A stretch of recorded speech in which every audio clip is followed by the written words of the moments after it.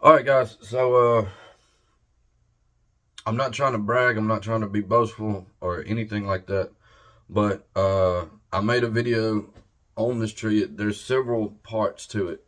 So, and you'll see that before we started, kind of in the middle, and then after the tree is down. And then at the end of the video, I'm gonna in detail explain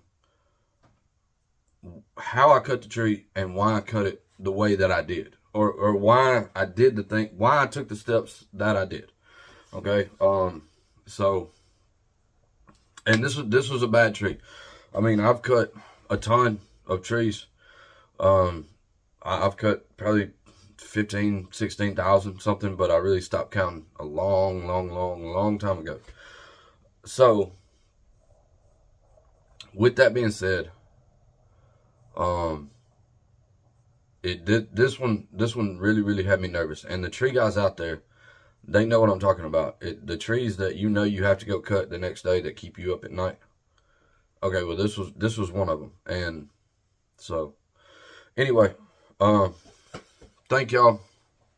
And like I said, at the end of the video, I'm gonna come back and I'm gonna in detail go through, why I took the steps that I did and, what the purpose was. So, hey, thank you to everybody. I appreciate it, and I hope y'all enjoy the video. Oh, well, boys and girls, ladies and gentlemen, we got a doozy one today. I'm gonna back up here and show it to you. Sorry about the sun, if it gets in your eyes.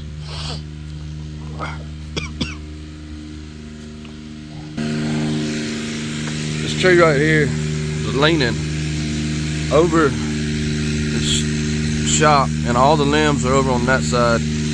And it's pretty good size. It's got, it's probably 45, 50 inches at the base. But here's the problem. See this crack? Runs right there and all the way up to here where you can see, and then it probably continues going all the way up somewhere in this neighborhood right here. So, and every bit of the lean is going that way. Then also, it's probably hollow.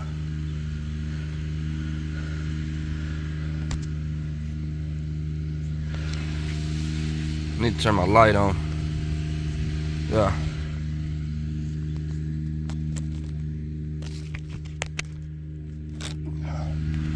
Okay, maybe you saw that. I'm actually gonna go back and look at that. But yeah, this one right here makes me nervous, because when we're roping that side off over that shed, we're gonna be under that side. So what I'm gonna do is I'm gonna actually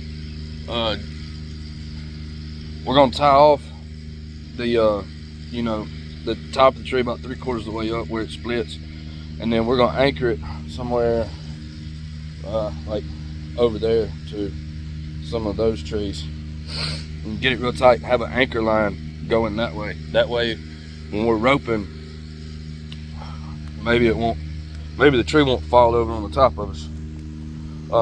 And then once we get all the weight off of that shop, I may cut it whole then, or we may just work a top out or whatever. But probably gonna work a top out. So anyway, y'all be good. Have a blessed day. Deuces, homies. All right, guys, here we go. So day 2. There's the tree. I got it binded off, and we deleted that whole side. I got it anchored with a static line back to that tree back there. I got 2 ropes running over there past Edward's head to that other big oak, and then my tractor and my truck are out there, and we're gonna do our best, or I'm gonna do my best pull it straight towards them two little trees right over that way. So, other than calling in a crane, this is honestly the best way I know how to do it. Hey, and safety police, my hard hat's right over there by the tree, by the way. So, yeah, like I said, it's rotten at the base, it's split at the base, and Lord, if I can just get this thing on the ground, I will be a very, very, very happy camper. And the tree guys will know that the trees that keep you up at night, this is one of them. So, thank y'all. Yeah, I'll check in after.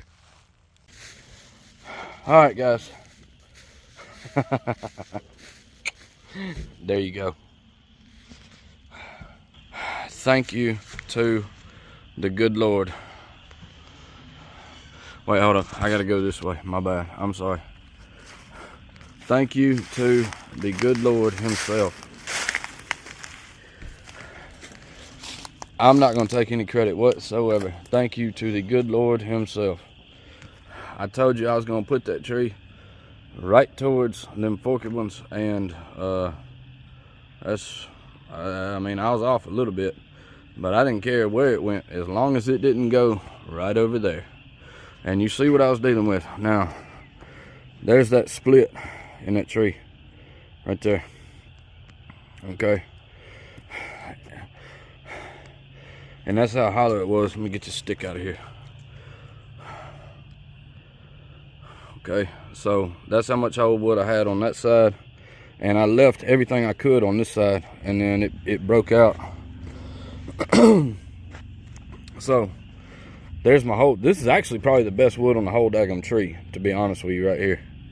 But, so, got my notch right here, and then I cut up to it, and then I started working my way around. I hadn't measured it, so I really don't know. But,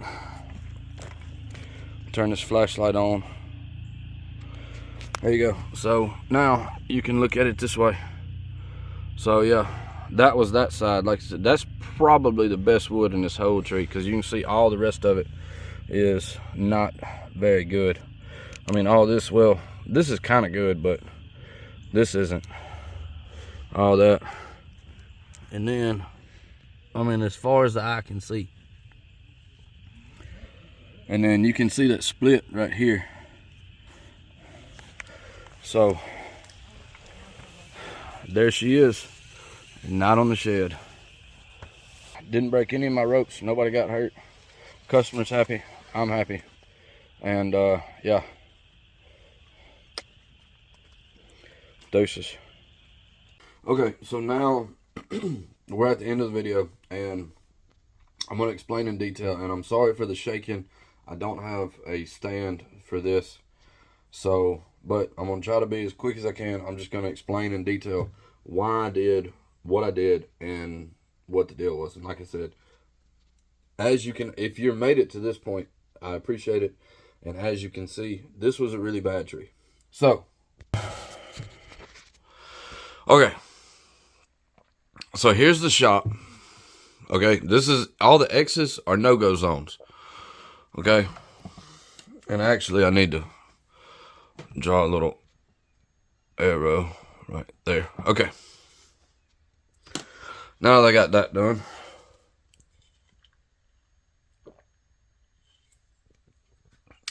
all right, so here we go. I'm going to try to do this the best I can. So, all the X's are no-go zones. There's a septic tank back here.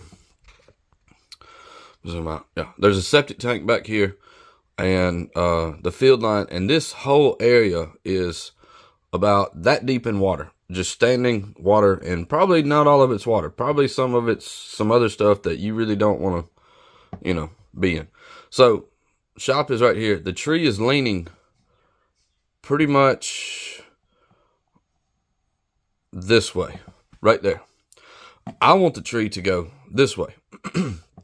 Okay, so, like I said, and we took all the limbs off of the top of this shop. And the limbs were actually, you know, out to the front of this shop.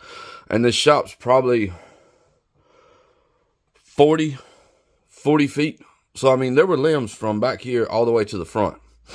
So we did 3 different setups. We set up the bucket truck over here. We roped a bunch of stuff out. We set it up in the front, roped a bunch of stuff out, set it up over here on the side, roped a bunch of stuff out. All right, then, and, all right, I wanted to make this as safe as possible. I'm sorry. There you go. So I did what people call bomb-proof. I put each system individual. So there are 3 different systems here, okay? And you may ask, well, you know, why didn't you do a 3-to-1? Why didn't you do, you know, put some more stuff in it? Okay, well, I didn't have enough rope. My ropes weren't long enough. If I had a 300-foot rope, I could have done it. But, all right, so I had my 4-wheel drive 1-ton Dodge out here. And I had my tractor. This is a gravel driveway. This is a neighbor's gravel driveway. I had my 4-wheel drive 1-ton Dodge right here. I had my tractor in 4-wheel drive in the yard on the other side of the ditch right here. And I'm trying to make the tree come down here. So I had 1 rope tied in the top of the tree running to the tractor. 1 rope tied, another rope tied in the top of the tree running to the truck. And I had 2 separate pulleys on 2 separate chains. Okay, so both of these ropes are just 1-to-1. Like I said, I couldn't do a 3-to-1 because the distance from here around over to there, I would have to have a 300-foot rope to have a 3-to-1. So, and I didn't have that. All my ropes are 150. So, because here we just, like, once a year I run into a tree that I actually need a 200-foot rope. So I'm not buying 300 feet of rope when all I need is 150, 98% of the time. Okay. So now, then, both of these ropes, they're Samson stable braid, 5/8 or something, rated at 12 or 16,000 pounds, somewhere in that neighborhood. Pretty stout ropes, okay? All right, then here, now I did use a 3-to-1 to anchor this off. I put the tractor right here, and I ran a rope to this tree and pulleyed it up to this one when we first started. I did use a 3-to-1 there to pull the tree backwards and to anchor it while we were working under it on this side. We weren't really working under it over here, but here and here, we're working underneath the tree. So if it decides to give way, it's coming on top of us. And it's going to kill whoever is in the bucket and take out the shop and the bucket and all that. So I didn't want to chance anything. So before we ever touched this tree, we pulled over here, went up, put a rope in it. Okay, actually put 2 ropes in it. My big green rope. It's also a Samson stable braid, but it's like a 7/8 or a 1-inch. And then I put one of the red ropes in there, and we put a 3-to-1 off of this tree and had the tractor right here. And you say, well, why didn't you just keep that? Okay, well, when the tree falls, it's gonna land right here. So I had to have the pulling vehicles out of the way, and it's all woods and stuff over here, so there's no way to pull directly this way. And then his septic tank and his field line is all up here, so there's no way to pull it directly back.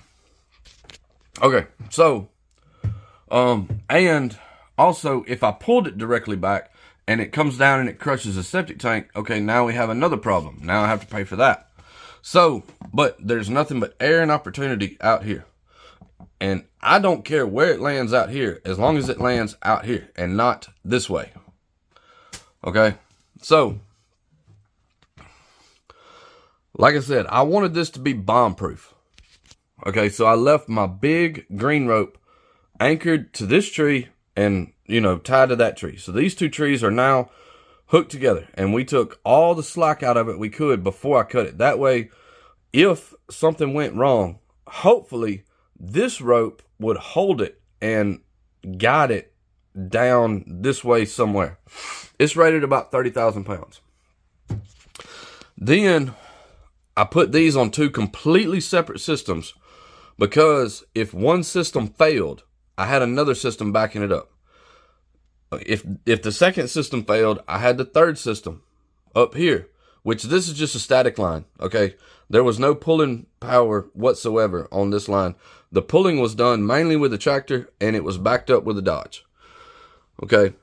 Then I also had, after I started cutting, I started putting wedges over here, once again, just in case. Because, honestly,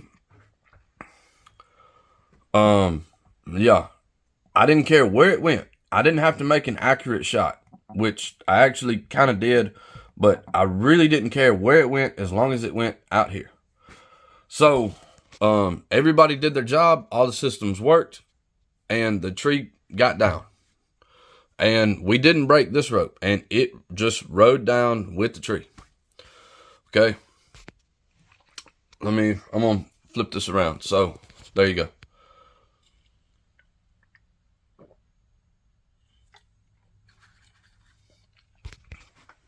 All right. Now, I'll sit you back up here for a second.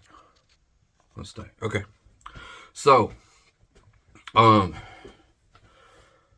my main, this is what made the tree bad. It wasn't the height. It wasn't, the tree was about, I'm going to say the tree was about 85 feet tall. It was an oak. So it was about 85 feet tall. And, it had like 40-foot limbs on it, and I mean, some of the limbs were massive. I mean, massive, like the limbs were trees themselves. Okay. The reason why the tree was so bad is because it was so rotten at the bottom and at the base, and it was already split in two places. I didn't know it was split in two places until after I cut it. I knew it was split in one. I mean, and obviously you've already seen that, and that was what I was so scared of, because I don't care how big and strong you are, if your ankles aren't holding you up, you're not walking. You see what I'm saying? So, and I was so scared that this tree was going to split and break. And the root ball had already started like standing up and all that. So, yeah. And that's why I put the chains and the binders around it. And for all the tree guys out there, I'm going to go ahead and tell you, that works. It works, because had I not done that, that tree would have barber chaired and went somewhere. I don't know where it would have went, but it would have went somewhere where I didn't want it to go. Most likely it would have went where I didn't want it to go. Because as soon as my saw hit that split, and the chains caught it. I had two chains above my notch, and I had one chain below. That's just the way I did it. Now, I will tell you, 100%, the absolute safest way to do this tree would have been to call in a crane and crane it out. There are two issues with that, okay? I'm just saying it. That would be 100% the safest way to do it. Two issues with that. One, the customer didn't have the budget for it. Okay? Crane would have probably cost $2,000, $2,500, and the customer didn't have the budget for it. Okay? And then it would have been my cost on top of, me cutting, like my cost of me cutting the tree. So he would have had to pay me, and I would have had to charge him whatever the crane company charged me. Okay, so, well, he didn't have the budget for it. Okay? So, but also at the same time, I would never, ever, ever put anyone's life in danger. Okay? Ever. Knowingly put somebody's life in danger. Yes, things happen and people get hurt. But I will never, there's no amount of money in the world. Hey, call me and say, hey, John, I'm going to pay you $150 billion to cut this one tree. But while you're cutting that tree, one of your employees has to get hurt. I will walk away, and I will tell you no. Flat out. That's it. Um, and that's just hurt. That's not. We're not even going to talk about what's past that. So no, that's why we anchored this tree off first. We got on the back side of it where we weren't underneath it, put a rope in it, and we anchored it off so that it was, and my tractor stayed there overnight tied to it. Once we started, I never, until we started actually pulling the tree, like getting ready to cut it down, my tractor sat there hooked to it. So could it have fallen in?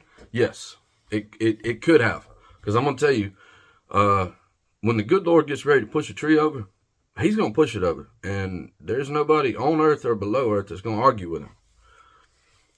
So, I mean, you can argue with him, but you're not going to win. So, all right. So crane was 100% the safest way to do it, but there wasn't a budget for it. I don't have a crane. And I just knew, I said, man, I can do this tree. Like it's, and had it been solid at the base, oh, no worries. Like really, okay, maybe little worries, but no worries. But it's just the fact that I had no solid wood to use to guide it. And it's at about a 37 degree angle. 37, 38, somewhere around there. So, but the thing I am so thankful for, I am so thankful that I put those chains and binders on the base of that tree. Because it held it until it came down. And I mean, they held it after it came down as well. Had I not done that, 100% that tree would have barber chaired. No doubt whatsoever. Because it's, and I knew, I'm looking at the crack in the tree. And I know when my saw gets there,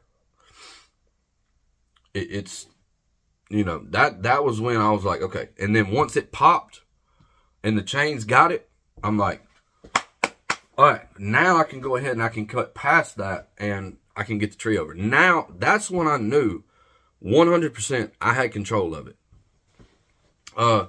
And also, after I cut it, or while I was cutting it, and I know a lot of you have felt this, but I mean, I felt the root ball pick up. And when you're standing there cutting the tree, and it first starts to go, you know, before you walk away,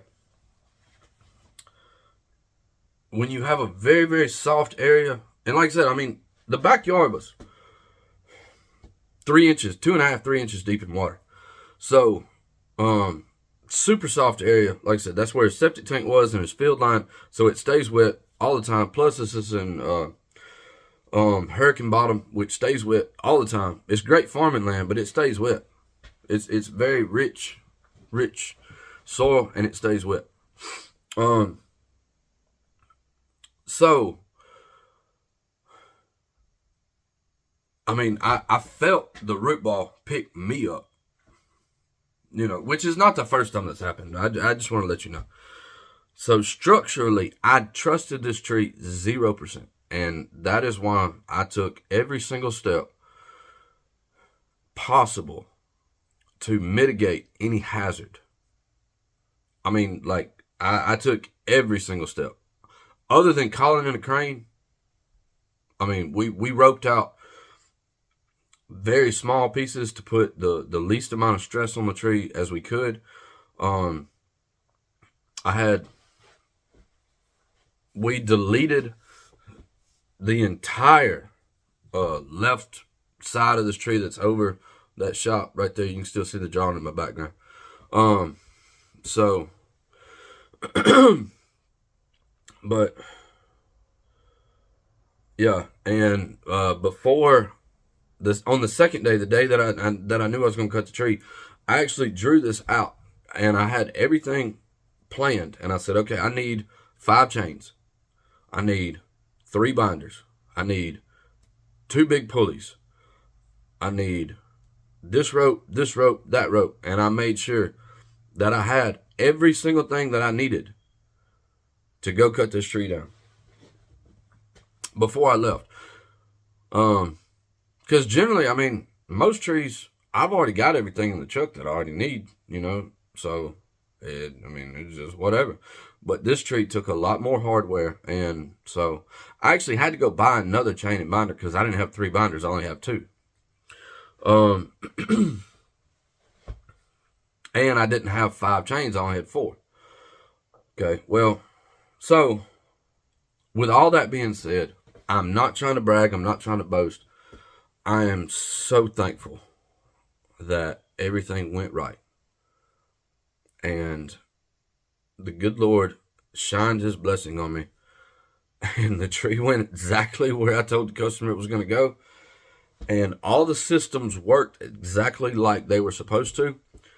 Okay, nobody got hurt. The customer's shop is great. He's going to get a new roof put on, not because of me, because he needs a new roof, but he wanted to get the tree cut before he got his new roof. So, yeah, the crew's happy. I'm very happy. The customer's extremely happy. And, yeah, last little tidbit. This arrow right here, he told me this was about 25 feet up in the tree.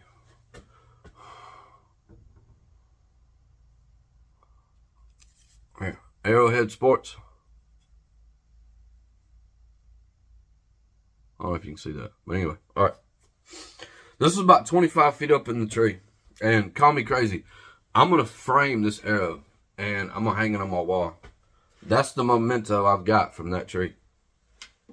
Because, I mean, it's, call me crazy, but legit, I mean, it kept me up.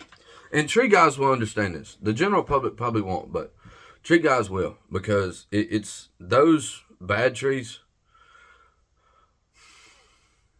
those are the ones that you really, like, you test yourself. And any tree person that tells you they can guarantee that everything's going to go right 100% of the time, they're lying. I promise you, they're lying. They're bald-faced lying. And if you disagree with me, feel free to call me on the phone. My number's out there. I will 100% debate you on that. Okay? Because equipment can fail, ropes can fail, trees can fall when they want to. Anything can happen at any point in time. That's what I tell folks. When they say, well, when do you think it's going to fall? I tell them, when the good Lord pushes it over.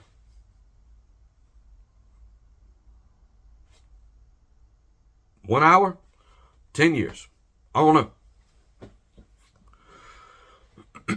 So, yeah, well, all right.